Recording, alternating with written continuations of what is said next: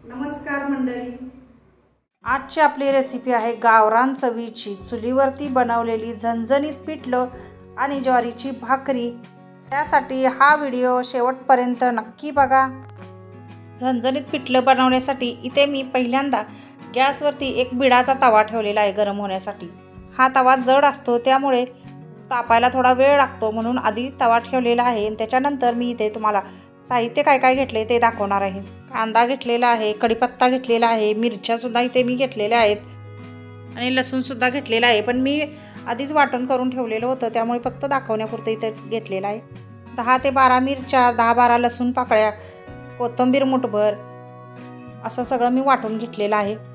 बारीक चिरलेले 2 कांदे घेतलेले आहेत, 1 ग्लास पाणी घेतलेलं आहे आणि 1 वाटी बेसन घेतलेलं आहे।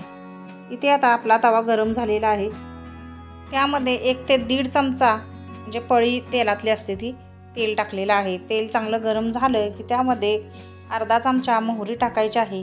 मोहरी चांगली तडतडली की त्यामध्ये जिरे टाकायचं आहे। जिरे चांगले फुलले की 10-12 कढीपत्त्याची पानं सुद्धा टाकायची आहेत आणि चिरून घेतलेला बारीक कांदा तो सुद्धा यामध्ये आता टाकायचा आहे आणि छान परतवून घ्यायचा आहे। कांदा तुम्हाला जास्त आवडत असेल तर तुम्ही 4 घातले तरी चालू शकतात कांदे।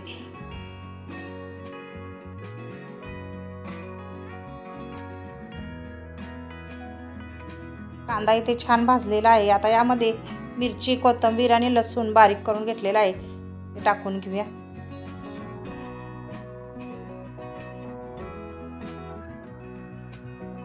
ते सुद्धा तेलामध्ये 2 मिनिटं छान परतवून घ्यायचं आहे। त्यामध्ये आता 1 ग्लास पाणी घालायचं आहे। आपल्याला घट्ट पिठलं करायचं आहे त्यामुळे 1 ग्लासच पाणी वापरलेलं आहे। तुम्हाला जर पातळ थोडं करायचं असेल तर 2 ग्लास सुद्धा पाणी वापरू शकता इथे।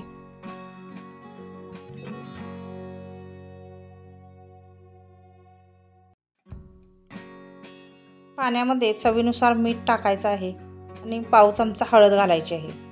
हे सगळं उलताण्याने एकदा ढवळून घ्यायचं आणि छान उकळी आणायची आहे।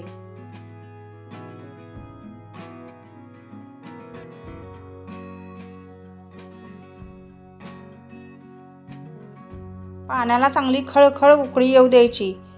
त्या उकळीमध्ये थोडं बेसन घालून एका हाताने ढवळायचं आणि एका हाताने बेसन टाकायचं आणि एकसारखं ढवळत राहायचं। गुठळ्या झाल्या नाही पाहिजेत अशा पद्धतीचे एकसारखं ढवळत राहायचं। एकदम सगळं बेसन टाकायचं नाही, नाहीतर गुठळ्या होतात, म्हणून असं थोडं अलगद आपलं बेसन टाकायचं आणि ढवळत राहायचं।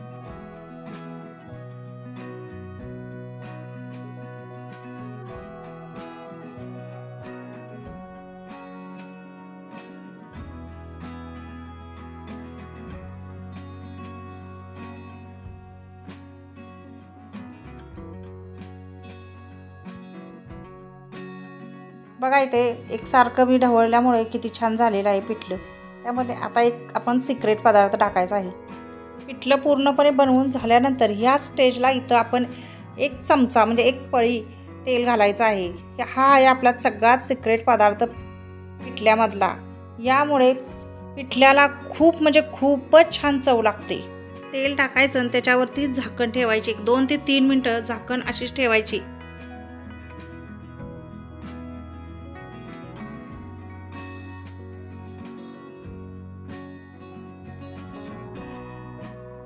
बघा इथं पिठल्यावरचं झाकण काढलेलं आहे, किती छान झालेलं आहे। अगदी बघूनच तोंडाला पाणी सुटलेलं आहे, किती छान झालेलं आहे पिठलं। भाकरी बनवण्यासाठी इथे मी चुलीवरती एक तवा ठेवलेला आहे। त्याच्यानंतर मी एक परात घेऊन त्यामध्ये 1 ते 1.5 वाटी पीठ घेतलेलं आहे। अंदाजे 2 भाकरी होतील एवढं पीठ घेतलेलं आहे। त्यामध्ये साधंच पाणी मी घालून थोडं करून पीठ मळून घेणार आहे। तुमचं पीठ जर चिकट होत नसेल तर तुम्ही इथे उकळलेलं पाणी सुद्धा घालू शकता आणि पीठ मळून भाकरी बनवू शकता। बघा इथे मी कशा प्रकारे पीठ मळते ते। पीठ अगदी छान मळलं पाहिजे। पीठ जर आपलं व्यवस्थित मळलं गेलं नाही तर भाकरींना चिरा पडू शकतात, त्यामुळे पीठ अगदी मळताना व्यवस्थितच मळलं गेलं पाहिजे। जास्त घट्ट सुद्धा करायचं नाही आणि जास्त मऊ सुद्धा करायचं नाही, मीडियम साईजचं अशा पद्धतीने पीठ आपण मळून घ्यायचं आहे। बघा इथे किती छान पीठ मळून झालेलं आहे. अगदी परातीला सुद्धा कुठेही चिकटलेलं नाही. अगदी व्यवस्थित पीठ मळून झालेलं आहे. 2 भाकरी होतील एवढं पीठ मळलेलं आहे. यातलं अर्धे पीठ मी बाजूला काढून ठेवणार आहे आणि अर्ध्या पीठ एक गोळा बनवणार. परातीमध्ये थोडं कोरडं पीठ टाकायचं आणि त्यावरती गोळा ठेवायचा आणि हाताला सुद्धा कोरडं पीठ लावून घ्यायचं आणि भाकरी थापायला सुरुवात करायची. एका हाताने भाकरी थापत असेल तर दुसऱ्या हाताने थोडंसं बाजूने आपण त्याला चिरा पडत असतील तर तो व्यवस्थित करायचा प्रयत्न करायचा भाकरी थापत आणि अशा प्रकारे भाकरी एकसारखी थापून घ्यायची, पातळ अगदी. थापून झाल्यानंतर इथे मी एका बाजूला भाकरी सरकवत आणलेली आहे आणि आता भाकरी उचलून ती तव्यावरती टाकायची आहे. जी बाजू पिठाची आहे खालची बाजू, ती बाजू तव्यामध्ये वरती झाली पाहिजे. अशाच पद्धतीने भाकरी आपण टाकून त्याला पाणी लावायचं आहे. पाणी वर लावून पटकन घ्यायचं.